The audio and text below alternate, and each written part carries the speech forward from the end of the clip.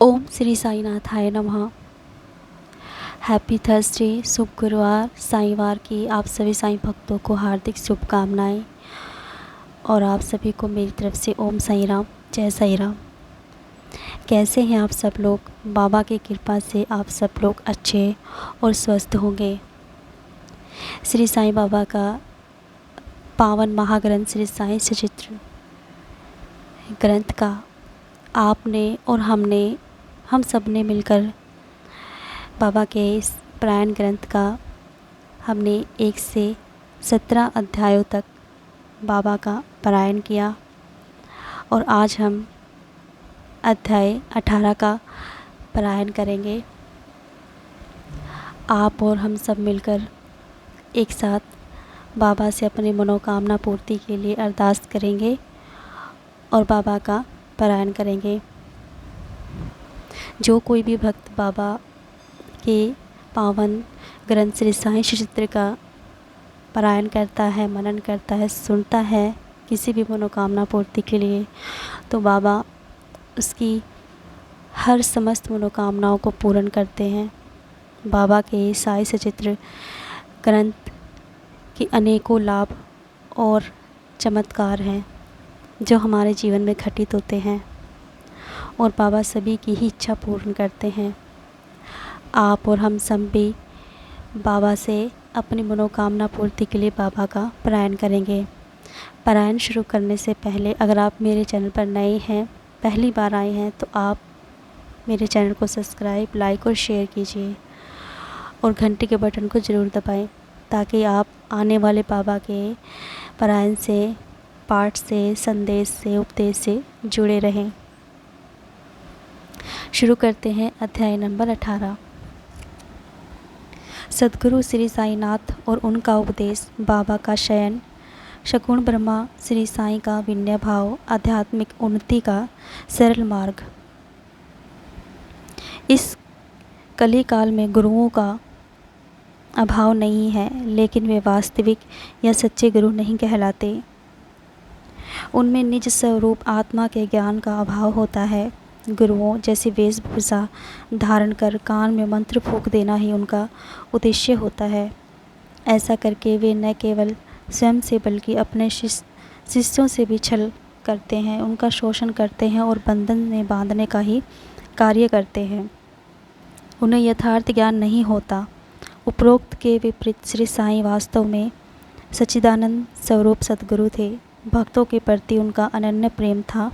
उनमें देह, बुद्धि या इस भौतिक शरीर के प्रति कोई आकर्षण नहीं था। वे ऐसे सद्गुरु थे जो संसार के भटके जीवों को आत्मा का ज्ञान करवाकर भवसागर से पार होने का मार्ग निर्देशन किया करते थे।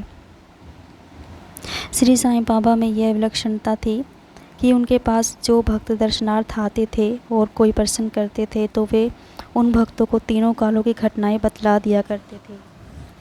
सभी जीवों में एक ही आत्मा के दर्शन करते थे। भेदभाव उनमें नहीं था।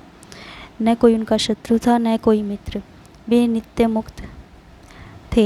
हेमांत पंत ने मूल ग्रंथ में लिखा है कि शिरडी के वे लोग धन्य हैं जो श्री साईं बाबा की ब्रह्म रूप में आराधना करते थे और उनके अधिक निकट थे। श्री साईं बाबा सदैव मिलजुल कर शांति से रहने का उपदेश दिया करते थे। उनका कहना था कि लड़ाई झगड़े व्यर्थ हैं, इनसे विनाश ही होता है। वे कहते थे कि हिंदुओं के राम हैं वही मुसलमानों के रहीम है। राम रहीम में कोई भेद नहीं है, फिर दोनों वर्ग क्यों झगड़ते हैं। श्री साईं बाबा कहा करते थे कि परमात्मा तक पहुंचने के लिए जप, तप, योग, ज्ञान आदि अनेक मार्ग हैं, फिर भी यदि कोई परमात्मा तक न पहुँचे तो उसका जन्म निरर्थक है। वे कहते थे कि जो तुम्हारी निंदा करते हैं उन्हें निंदा करने दो, लेकिन तुम सबका भला करते रहो। उनके कहने का भाव यही था कि आध्यात्मिक व भौतिक उत्थान के लिए परोपकार का भाव लाओ, परोपकारी बनो। यही बात संत शिरोमणि गोस्वामी तुलसीदास ने भी रामचरितमानस में कही थी कि परोपकार करने के समान कोई धर्म नहीं है और दूसरों को पीड़ित करने के समान कोई पाप नहीं है। 18 पुराणों की रचना करने वाले महर्षि वेदव्यास ने भी 2 ही बातें इन पुराणों में मुख्य रूप से कही है कि परोपकार करना पुण्य है, धर्म है, जबकि दूसरों को पीड़ित करना पाप है। श्री साईं बाबा सांसारिकता से निर्लेप थे। उनका रहन सहन भी विचित्र था। वे फ़कीर के वेश में रहा करते थे। उनके शयन की विधि भी विलक्षण थी। बाबा के शयन के लिए नाना साहेब डेंगले ने एक हथेली जितनी चौड़ी लकड़ियों का 4 हाथ लंबा एक तख्ता बनवाया था, लेकिन बाबा इस तख्त को ज़मीन पर रखकर नहीं सोते थे, बल्कि पुरानी चिंदियों के माध्यम ने मस्जिद की बल्लियों पर उसे झूले की तरह टांग कर उस पर शयन किया करते थे। चिंदियाँ चूँकि पतली व कमज़ोर थी, उसके द्वारा तख्त को झूले की तरह बना देना लोगों के लिए आश्चर्य का विषय था। वे यही सोचते थे कि ये चिंदियाँ बाबा का वजन कैसे सह पाएंगी, लेकिन शायद वे ये श्री साईं बाबा की लीला से परिचित नहीं थे।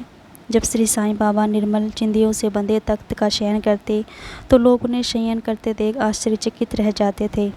वे यही सोच सोच कर हैरान रहते कि बाबा कैसे तो तख्त पर चढ़ते होंगे और कैसे नीचे उतरते होंगे, लेकिन श्री साईं की लीला साईं ही जाने। जब इस कौतूहल को देखने लोगों की भीड़ जमा होने लगी तो एक दिन बाबा ने उस तख्त को तोड़कर बाहर फेंक दिया। श्री साईं बाबा को 8 सिद्धियाँ हासिल थी, लेकिन उन्होंने कभी किसी चमत्कार का प्रदर्शन नहीं किया। सगुण ब्रह्मा श्री साईं का विनय भाव। श्री साईं बाबा परम ब्रह्मा के सगुण अवतार थे। बाहरी रूप से देखने में वे सामान्य लोगों की तरह नजर आते थे, लेकिन परमात्मा रूप में वे सबके हृदय में वास करते थे। वे निराश शांति चित्त रहकर परोपकार किया करते थे। वे लोकाचार के लिए ही संबद्ध थे। वे साधारण मनुष्यों की तरह व्यवहार किया करते थे। क्षणोरुष्टा सनोतुष्टा स्वभाव के श्री साईं बाबा कभी तो प्रेम की अपूर्व वृष्टि करते थे, तो कभी क्रोधावेश में पत्थर बरसाने लगते थे, गालियाँ देने लगते थे, लेकिन वे सदैव अपने आत्म स्वरूप में निमग्न रहा करते थे। वे कभी भ्रमण नहीं करते थे और एक ही आसन पर विराजते थे।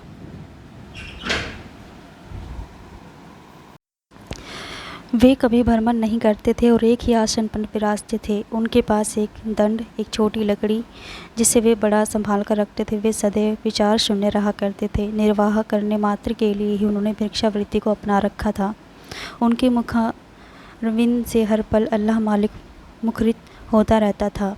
श्री साईं बाबा का स्वरूप दिव्य था। इतना वर्णन करने के बाद हेमांत पंत ने कहा कि वे लोग दुर्भाग्यशाली थे जिन्होंने शिरडी श्री साईं बाबा को सामान्य संत समझा। जो आज भी श्री साईं बाबा को सामान्य संत ही समझते हैं, वे भी दुर्भाग्यशाली हैं।